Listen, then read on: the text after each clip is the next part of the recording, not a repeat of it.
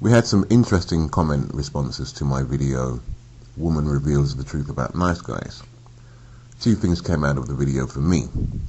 One, that a black woman could never make a video to talk about her dislike of the so-called good black man. And two, the hypocrisy of the good man contingent. A black woman could never make a video to talk about her dislike of the so-called good black man because black women are the ones who always complain that there aren't enough of them.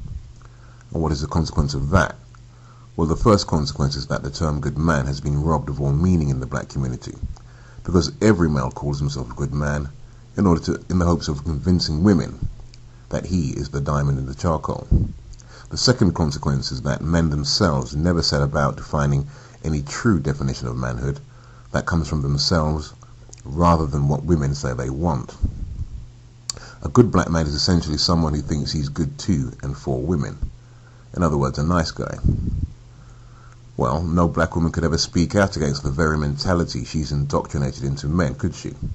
And yet black women are the ones who complain more than any other woman, and most bitterly, about the lack of quality black men.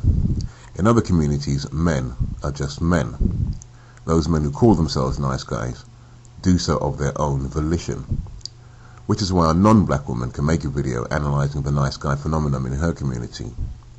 Non-black women don't define the manhood their men aspire to. They simply accept or reject the various types of manhood their menfolk present to them. In the black community, women complain about a lack of good men, so everyone calls themselves a good man. But there are few truly good black men, and black women know this since they're the ones who deal with men the most. But she can't analyse the true quality of her menfolk because they all call themselves good men. They are presenting to her the crippled manhood that she herself has defined and is at the same time repulsed by. But she won't say that she doesn't want a good man because she fears a loss of status in the eyes of her menfolk. So she's stuck in a bitter rut, and so is the black community. Because no one can break out of this good man trap.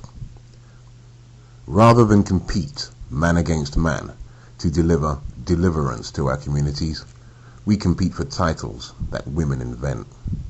All of us, except the kick-ass nigger, Thugtician.